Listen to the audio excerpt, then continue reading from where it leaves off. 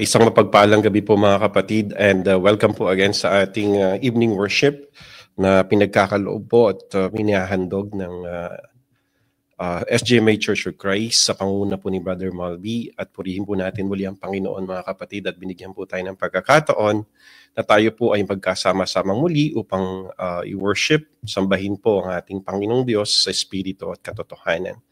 So napakaganda po nung ating pag-uusapan po sa lesson natin ngayong gabi. Ano po? Ano man pong time zone ninyo.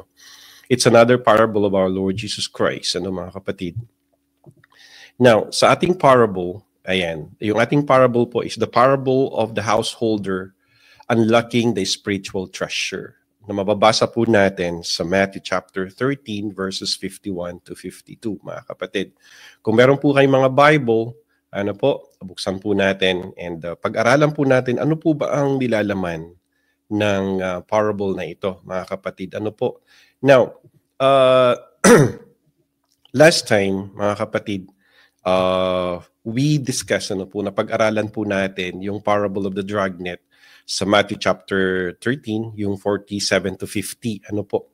Dito po, nagtanong after Jesus Christ, no? After Jesus Christ explain itong parable na to, at itong mga parables po na nandito sa chapter 13, mga kapatid, ay nagtanong po ang ating Panginoong Jesus, ano mga kapatid, sa mga disipulo niya. So ano po ang tanong ng ating Panginoong Jesus after He explains all the parables in chapter 13? Ang sabi po ng ating Panginoon sa kanila na mababasa po natin sa Matthew chapter 13 verse 51. Ano mga kapatid? So sabi po ng ating Panginoon, sinabi nila sa Kanya, or have you understood all these things? Naunawaan nyo ba o naiintindihan nyo ba yung mga bagay na ito? Referring to the parables that our Lord Jesus Christ shared to them, sa mga disciples. Ano mga kapatid? Then, sa last verse, sa verse 52, okay? Sa verse 52, mga kapatid, tumugon. Doon sa verse 51 rather, doon pa rin sa verse 51, tumugon po yung mga disipulo. Oo, they said, yes. Yes, Lord.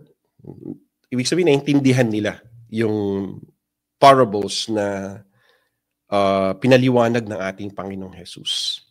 And then, sumagot ang Panginoong Jesus sa kanila.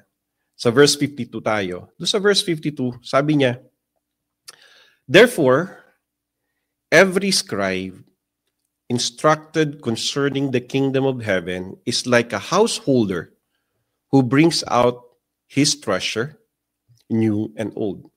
Sa Tagalog, at sinabi niya sa kanila, ang Panginoong Jesus ang nagsasalita, kaya't ang bawat iskriba ay sinanay para sa kaharian ng langit, ay tulad sa isang puno ng sambahayan na naglalabas mula sa kanyang kayamanan ng mga bagay na luma at bago. So, when his disciples, yung disipulo ng ating Panginoong Jesus, answered him affirmative, yes, we understood. Oo, naintindihan namin. Sumagot ang Panginoong Jesus sa kanila, telling them, mga kapatid, na kayo, yung mga skriba, right? We will know whose the scribes are. Kayo, sabi ng Panginoong Jesus, kayo ay tulad, okay? Kayo ay tulad ng mga householder na naglalabas mula ng kanyang kayamanan, bring out treasure, old or new and old, mga kapatid. Alam niyo itong parable na to, verses 51, dadalawang verses At last to sa chapter 13, mga kapatid. This parable, mga kapatid, sometimes it's neglected. Kasi dadalawang verses na lang. Kala natin wala na siya. Wala nang kabuluhan. Pero may malaki pala siyang significance sa atin po, mga kapatid. Sa atin na mga Kristiyano, sa atin na mga disipulo, sa mga teachers, mga kapatid. Kaya dito po sa pag-aaralan natin, mga kapatid, malalaman natin sino ba yung scribe na tinutukoy ng ating Panginoong Jesus. And who are qualifies, di ba? Who are qualifies to be scribe? At naiintindihan ba natin yung pagiging disipulo natin, mga kapatid. Alright, so tignan natin yung context po. Tignan natin yung context, ano? So titignan natin yung context ng chapter 13 verses 51 to 52. Okay, so tignan natin yung context nito. So dito sa verses 51 to 52, mga kapatid. So sa verse 51, ito ay binasa na natin kanina. So basahin natin uli. Sabi po ng Panginoong Jesus, ito yung verse, He asked, "Have you understood all these things?" They said to him, "Yes, Lord." Verse 52. And he said to them, "Therefore every scribe," referring to the disciples, instructed concerning the kingdom of heaven is like a householder who brings out his treasure, things new and old. And then, ano yung mahalagang terms dito po sa verse 51 and 52? Kasi mahalaga itong maintindihan natin bilang mga disipulo. The important terms na makikita natin dito is yung teacher of the law, the scribe. Sino yung tinutukoy ng Panginoong Jesus? Who are those who our Lord Jesus Christ referring to? Na scribe. So the scribe are like a householder. Ito yung mga teacher of the law. Disciples, mga kapatid. Householder or the storeroom. Alright? So tanda natin yan. So yung scribe po, mga kapatid, is tinutukoy yung mga teacher of the law, disciples, preachers, right? Leaders, or Christians. Alright, mga kapatid. Now, the parable, itong parable na to, sa Matthew chapter 13, is this reveal, mga kapatid, ano po, yung concealed truth. Considering po, dun sa, babasahin natin sa verses 10 to 17. May sinabi kasi doon ng Panginoong Yesus eh. Hindi na po natin babasahin, bibigay ko lang po yung capsulated niya. Summary niya. Doon sa Matthew chapter 13 verses 10 to 17, dito na-reveal sa verses 51 to 52. Doon sa 10 to 17 kasi na verses, ang mga salita ng ating Panginoong Jesus, mga kapatid, nag-offer siya ng profound insights to the mysteries ng kaharian ng Diyos na may vital role. So sa kaharian ng Diyos, may vital role. Sino? Yung scribe. Yung tumatanggap nito. Alright? Yung mga Kristiyano. Sa panahon natin ngayon, tayo na mga Kristiyano. Sa panahon nila, yung mga disipulo. Yung mga teacher of the law. Anong dapat na meron sila? Anong dapat na meron tayo as scribes or disciples of our Lord Jesus Christ? We should have the spiritual discernment. May spiritual discernment dapat tayo of knowing what is good and what is bad. And knowing the Old and the New. The Old Testament and the New Testament. Malalaman dapat natin, nauunawaan dapat natin yung kahulugan. Kaya niyo mga kapatid, yung kahulugan ng Old and New treasure. So dito sa verses 10 to 17, mga kapatid, it's a sobering reminder. Ano po? It's a sobering reminder for all of us sa ating mga Kristiyano. Itong verses 51 to 52, mga kapatid, itong parable na itong householder, ang focus nito, tayo. Tayo na mga Kristiyano. Alright? So it's a sobering reminder, mga kapatid, na we should have the ability, ano po? We should have the ability to rightly discern the things of God, precious gifts. Alright? Na hindi dapat natin siya iti-take into lightly. Sorry po mga kapatid kasi may ubo po ako. Kaya binabagalan ko lang po ng konti. So it's a call. So yung verses 10 to 17, ni-reveal po dito sa verses 51 to 52. It's a call. It's a call for shepherds, scribes, teachers, ano po? Christians, to cultivate an atmosphere of spiritual receptivity. Kanya mga kapatid, spiritual growth. kung saan po ang salita ng Diyos, alright? Salita ng Diyos is dwelling. Ang intindihan, dwelling dun sa scribe mismo. Alright? So, anong connection nitong parable na to? It is actually connected to the prior parables. Magkakadugtong ito, mga kapatid. Magkakarelasyon itong mga parables na to. Yung parable of the sower, parable of the wheat in the terrace, at lahat ng mga parables na binanggit sa chapter 13. Kanya mga kapatid. So, yan yung context ng verses 51 to 52. Now, let's go to the parable itself. The interpretation of the householder as a disciple, mga kapatid. So dito po, no, mga kapatid, the parable itself as an interpretation of the householder as a disciple, Jesus Christ is making a point. Ulitin ko, mga kapatid, Jesus Christ is making a point. Kasi very crucial ito eh. He's making a point about who? About the scribe. Kaya tinanong niya sila eh. Naiintindihan niyo ba ang lahat ng ito? Sinong kausap niya? Mga disipulo. Yung mga nakakaintindi ng batas, ng law. Kanya mga kapatid, yung nakakaintindi ng turo ng ating Panginoon. Yung sumusunod doon sa mga teaching ng ating Panginoong Hesus. Sabi dun sa Holman Bible Dictionary, itong scribe, this scribe was a person trained siya in writing skills, used to record events and decisions. Pababasa natin sa Jeremiah 36:26, 1 Chronicles 24 verse 6, at Esther chapter 3 verse 12. During the exile nung mga, di ba na-exile sila? Yung mga Israelita sa Babylon. Educated scribes apparently became the experts. Nung time na na-exile sila, ang daming scribes eh. They become experts in God's written word. Copying, preserving, teaching. Isa na dyan si Ezra, mga kapatid. Ezra was a scribe. He was a scribe. Expert in the teaching of God's word. Sa Ezra chapter 7 verse 6. Kanya mga kapatid. So, itong mga scribes na to, they are professional group of such, nalam nila yung nilalaman ng Old Testament. I'm talking about the Old Testament. Alright? And then, sa panahon ng mga disipulo, nalalaman nila yung ebanghelyo ng Panginoong Kristo. So, who are the scribes? The scribes we're referring today na tinutukoy ng Panginoong Jesus doon sa verse 52.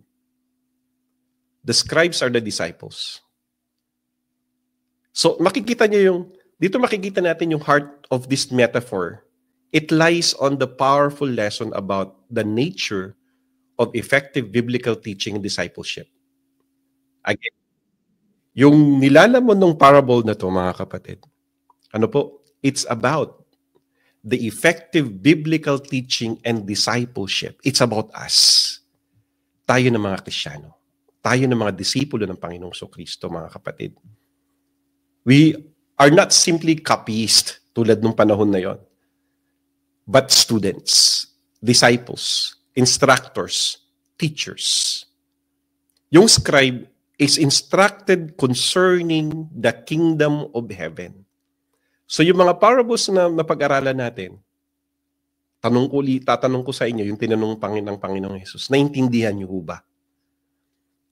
Kung sagot niyo ay oo, we are scribes. We are true scribes, true disciples of our Lord Jesus Christ. Ang point dito, mga kapatid, is that alam natin that we are, alright, we are the scribes, we are the disciples, we are the teachers of both Old Testament and New Testament. Yung mga scribes, mga kapatid, it represents yung mga teachers, preachers natin ngayon, who have been thoroughly immersed. Kaya sabi ko kanina, maaring, 51, 52, para, may parable ba dyan? Di ba, naniniglek Tinutukoy dito, mga kapatid, tayo na mga Christians who has been thoroughly immersed in the scriptures, in the ways of God. Ito yung mga baptized individual, All right? Who considered to be the master of the household. We are the household. We are the householder. All right, mga kapatid, na meron tayo yung treasure. The treasure of the old and the new. So, itong scribe na to, tayo po, is like a householder with treasure. Something great value.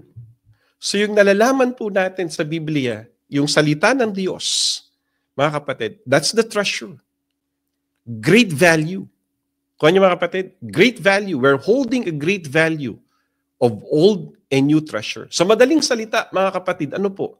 The true mark, tandaan nyo to, tandaan po natin ito, the true mark of a disciple, true teacher, alright, ng ating Panginoong Jesucristo, ay may abilidad to bring forth new and old treasure. Kung ano mga kapatid, yung old treasure, of course, nabanggit ko na kanina, it refers to the Old Testaments. Kaya sabi ni Apostle Paul sa Galatians chapter 4, sabi po ni Apostle Paul sa Galatians chapter 3 verse 24, in fact, the law, referring to the Old Testament, referring to the law of Moses, yung Pentateuch, in fact, the law was to be our teacher until Christ came. So, mahalaga ba yung Old Testament? Yes. Because it's our teacher. Kuha niyo mga kapatid. So, Old Testament is a treasure. The New Testament or the new treasure, all right? Of course, it refers to the gospel of our Lord Jesus Christ. The teaching, the commandments of our Lord Jesus Christ, the New Testament. That's the new treasure. Where gospel revelations have been done. Kaya nga sabi po sa verse 52, mga kapatid, a householder who brings out his treasure, things new and old. Anong ibig sabihin nun? Na yung tayo na disipulo, tayo na mga Kristiyano, mga kapatid, pakinggan po natin maigi ito, na tayo po na mga disipulo, tayo na mga scribes, tayo na mga totoong Kristiyano, we have the ability to balance. May balance approach tayo.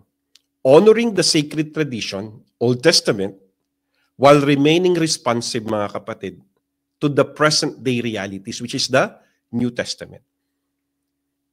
So, we have the ability of shepherding God's people with the wisdom, compassion, discernment, and all these virtues. Hindi lang po ang New Testament. Kasama po yung Old and New treasure.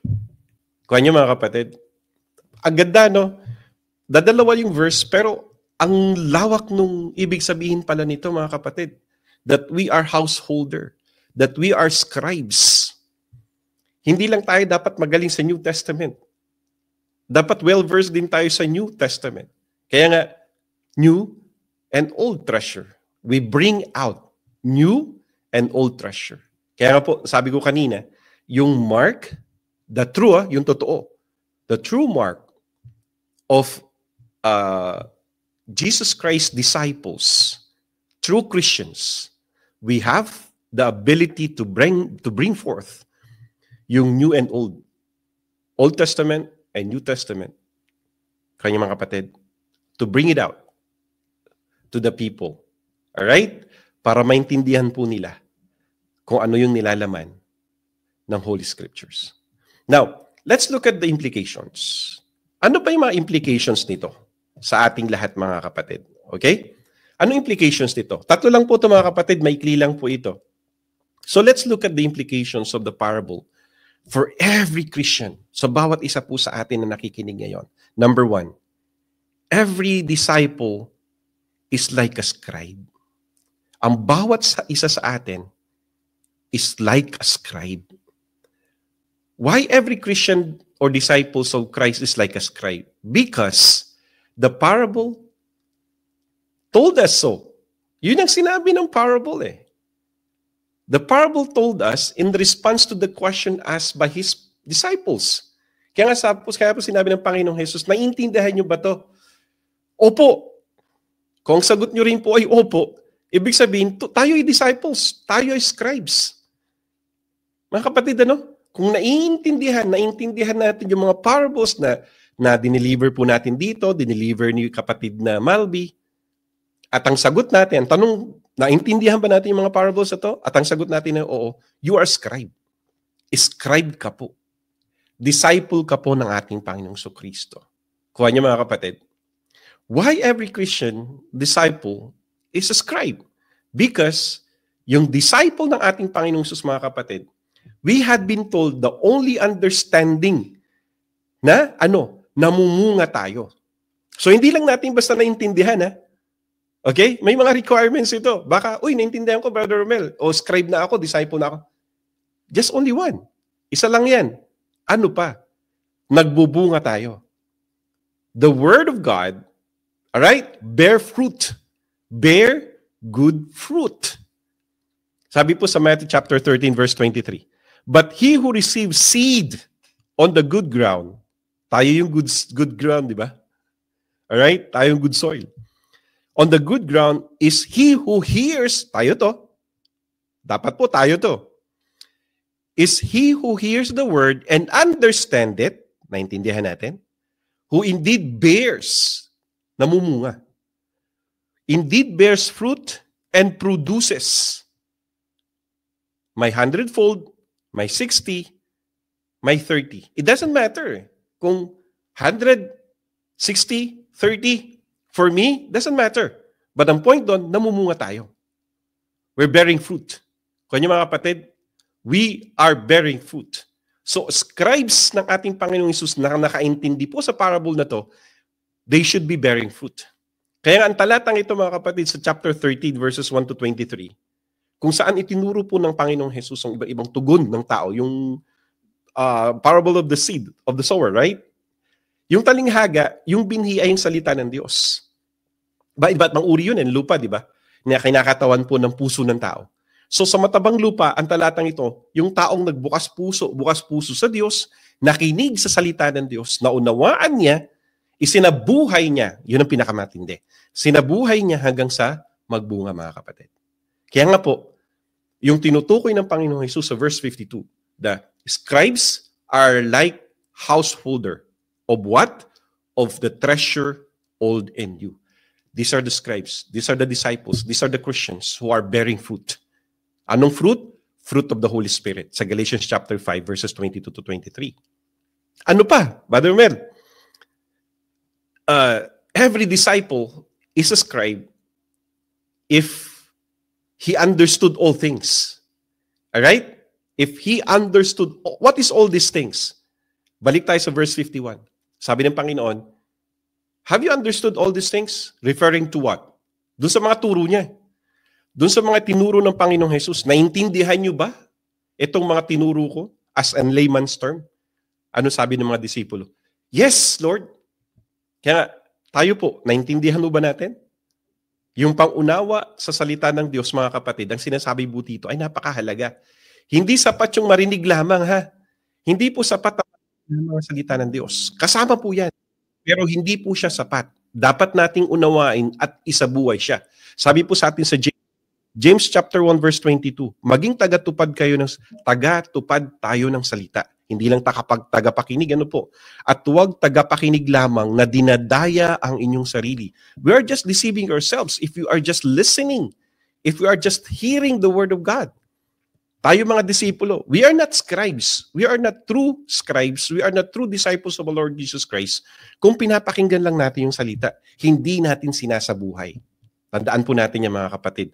Ang tunay na alagad ng Panginoong Hesus, mga kapatid, ay bukas sa pagtuturo ni Hesus. Bukas siya.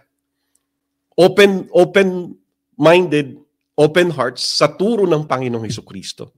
Ang tunay na alagad ay matapat na sumasagot ng oo at nagpapakita ng kanilang pagtanggap sa turo ng ating Panginoong Hesus.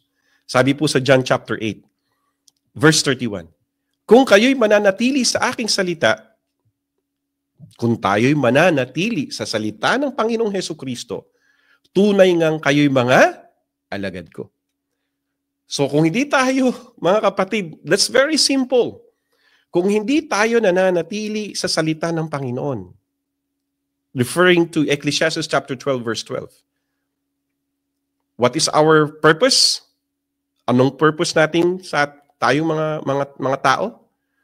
Fear God and keep His commandments. Kung hindi natin kinikip, di natin sinusunod ang salita ng Diyos, we're not disciples of our Lord Jesus Christ.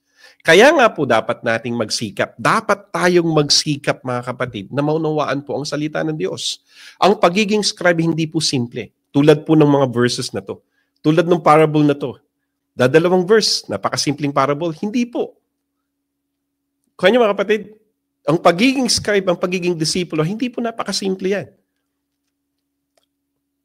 Ang bawat alagad ay naunawaan dapat po na natin, ano po, yung bawat salita at bawat turo na binibigay o tinuturo sa atin ng ating Panginoong Kristo sa pamamagitan po ng mga preachers natin.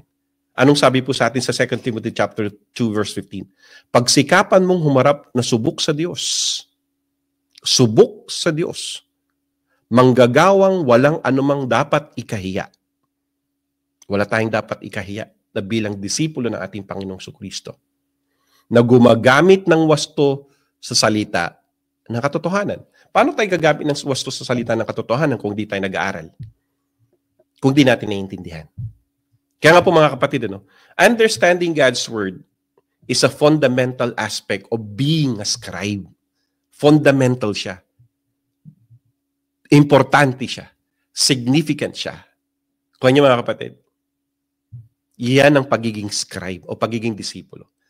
So, sa New Testament, mga kapatid, very empirical ang Diyos Very empirical ang Panginoong Jesus. It makes things clear to us that yung disciple niya dapat, must like scribes.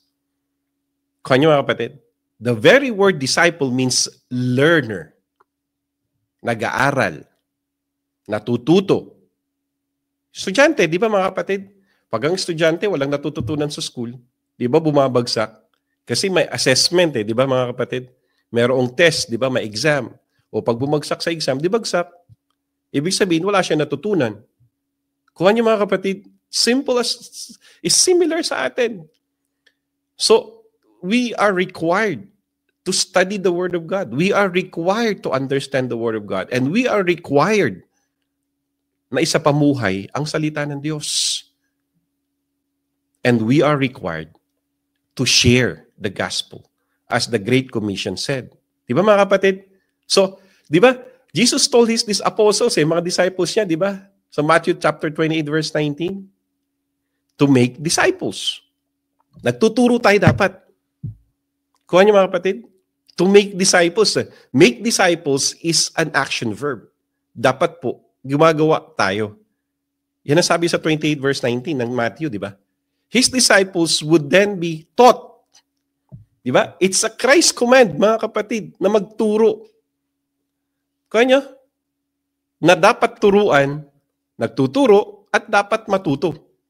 So mga kapatid, a disciple is like a scribe in the biblical context po. The scribe is what? A teacher. A teacher of the law. Teacher of the law of our Lord Jesus Christ. The teacher of the law ng Old Testament. Well-versed, ibig sabihin yan. Kasi ang teacher po, hindi ka pwedeng magturo kung wala kang alam na ituro. As simple as that. Hindi ka pwedeng maging teacher if you don't know how to teach. Kuha niyo mga kapatid. So dapat ang mga scribes, mga totoong disipulo ng ating Panginoong Jesucristo, well-versed sa scriptures. Hindi ko sinasabing memorize mo o memorize natin. But we understood, mga kapatid. We are responsible in understanding and teaching what is written in the Bible. That is a scribe. Kuha niyo mga kapatid. That's number 1. Let's go to number 2. Ano yung number 2? Number 2, mga kapatid, every disciple is like a householder with treasure.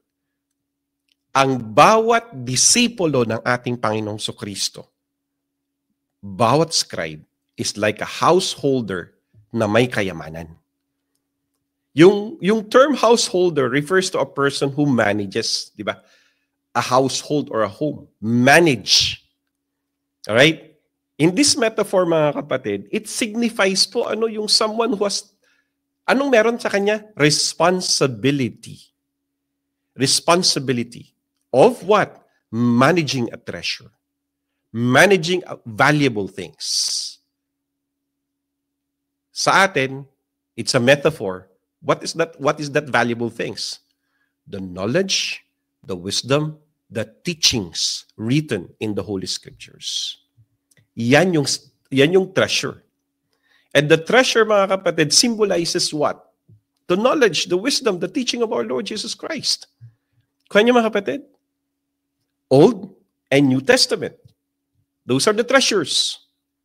Kaya niyo, mga kapatid? Itong treasure na to is the Word of God, which even in the partial revelation of the Old Testament, di ba, mga kapatid? Kasi sabi po sa atin sa Psalms chapter 19 verses 9 to 7 o 7 to 11, right?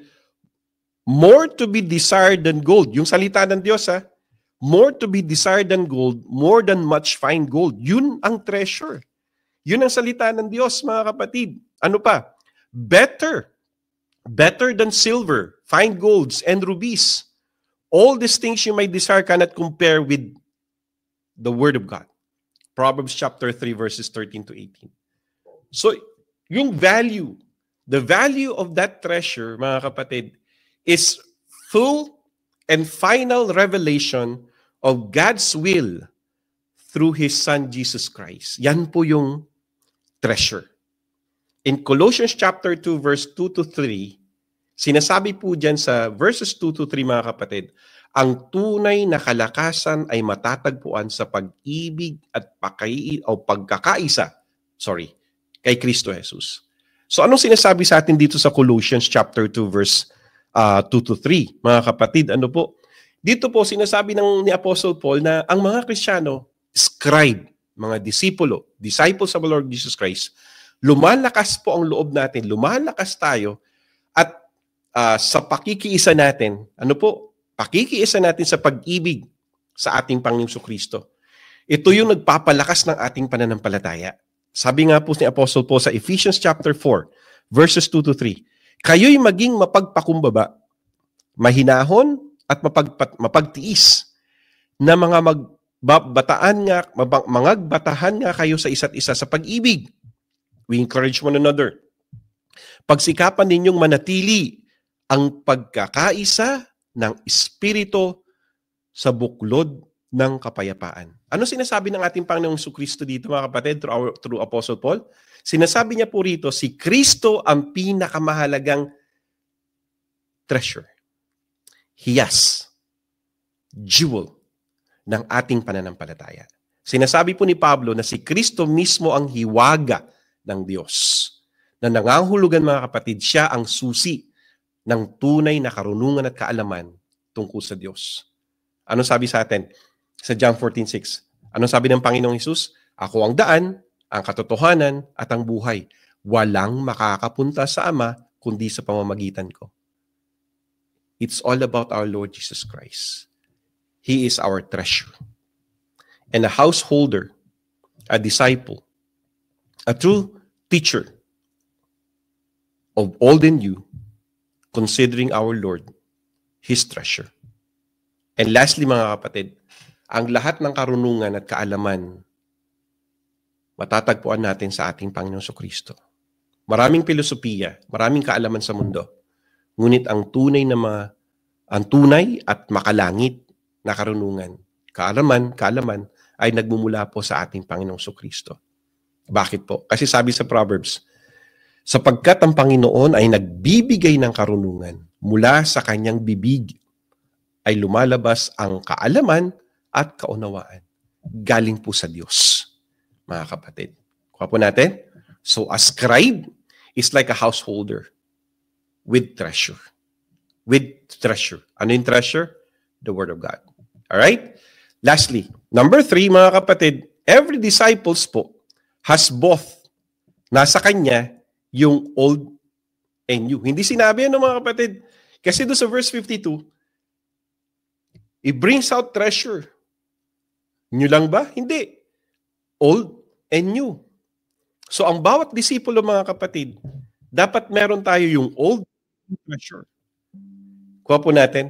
The true disciple is a householder of both new and old treasure. Every disciple, ang bawat Kristiyano, totoo. Ang bawat totoong Kristiyano, mga kapatid, bring out the treasure, the old and new. At true disciples can effectively, ito ang sinasabi rito, can effectively communicate the enduring truths of the scriptures, the old and new.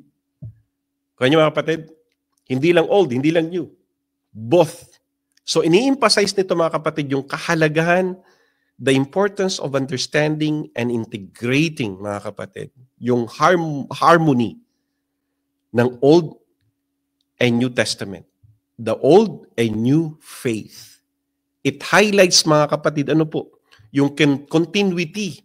Hindi lang dapat Old o New Testament ang alam natin. It's the continuity between Old Testament and the New Testament, showing both are valuable. Both are valuable for our spiritual growth in understanding. Kasi may ilang mga scribes, o may mga ilang disipulo, may mga ilang Kristiyano, dina-downplay nila yung importance of the Old Testament. Binibigyan din lang parati yung New Testament. Hindi po. We shouldn't. We shouldn't. Why? Because it was written for our learning, di ba? Yung Old Testament, it is written for our learning to provide patience and comfort.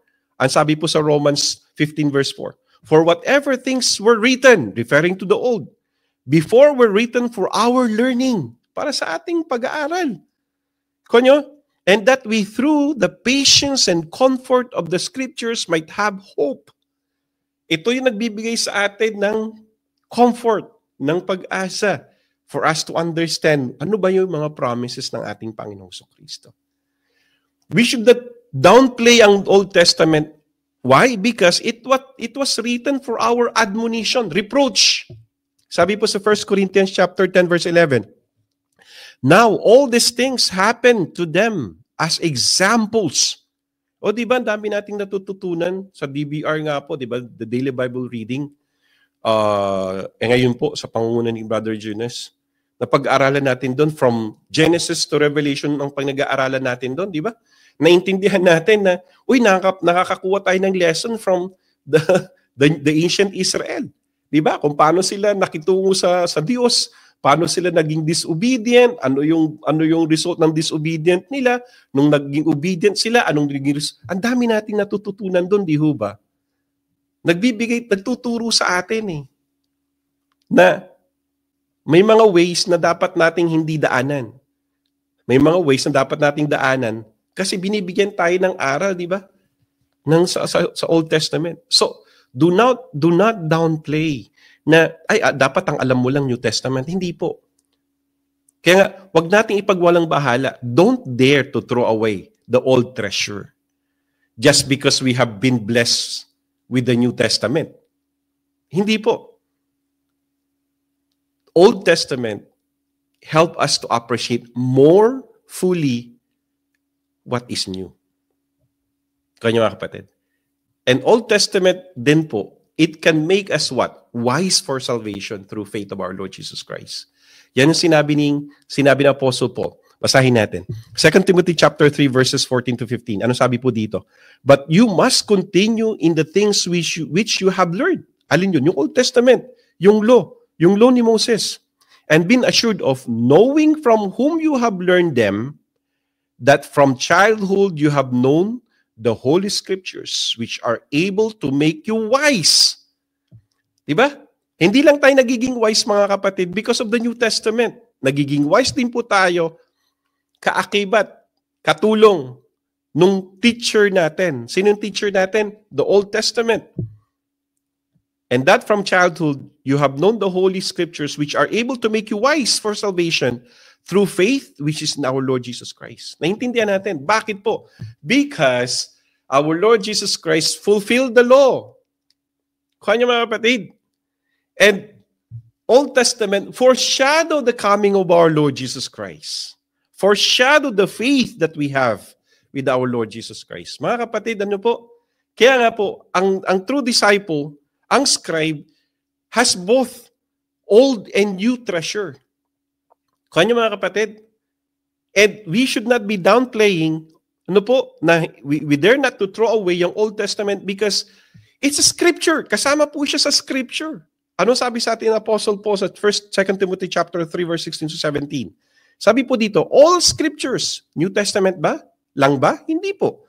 Old and new, all scriptures is given by inspiration of God. And it's profitable for what? For doctrine, for reproof, for correction, for instructions in righteousness, that the man of God may be complete, thoroughly equipped for every good works. Paano tayo ma-equipped? Paano tayo magiging complete? New Testament ba? Hindi po. Ang sabi ni Apostle Paul, all scriptures. New and old treasure. So both, mga kapatid, parehas po ito are valuable. Valuable sa atin bilang mga Kristiyano. Of course, sa atin, yung sabi ni Apostle Paul, yung reminder niya, we rightfully divided the Word of God. Kanya, sa 2 Timothy chapter 2:15, di ba? How do we divide the truth? How do we divide the scriptures? By observing the distinction between old and new covenants. Dapat alam po natin yun.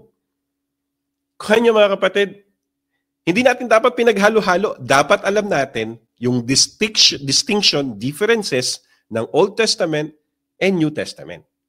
That's how we divide the truth. How do we divide the truth? By remembering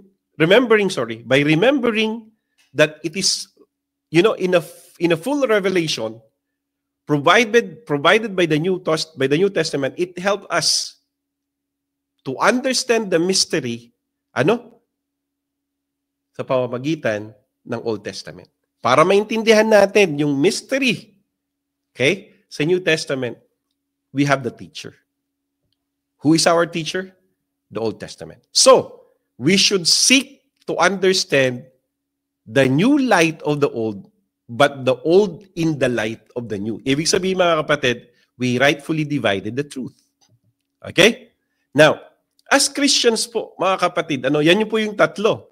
Now, as Christians, therefore, let's all embrace the fullness of God's Word. The fullness, the scriptures.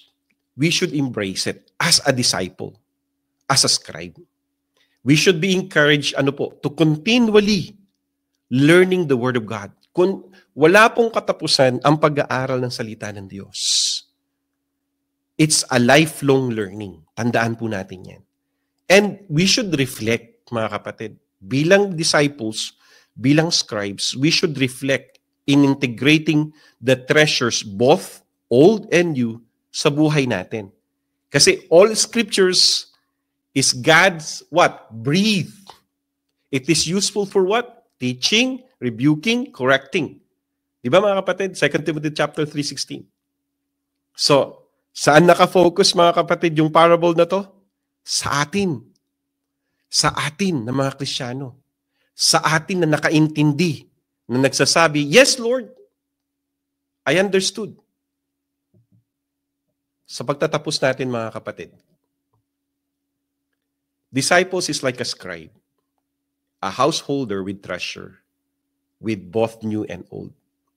Ang tunay na alagad, tunay na disciple, ang tunay na scribe, ay nauunawaan ng mga aral ng kaharian ng Diyos. Ang mga alagad ni Jesus, mga kapatid, hindi lamang takapakinig, kundi tagatupad ng kanyang mga turo. Ang totoong scribe, ang totoong disipulo, ay pinapangaral po ang kaharian ng Diyos. Hindi itinatago. May bagong pahayag. Dapat nating ipahayag. Huwag nating itatakwil ang luma. Ipahayag natin.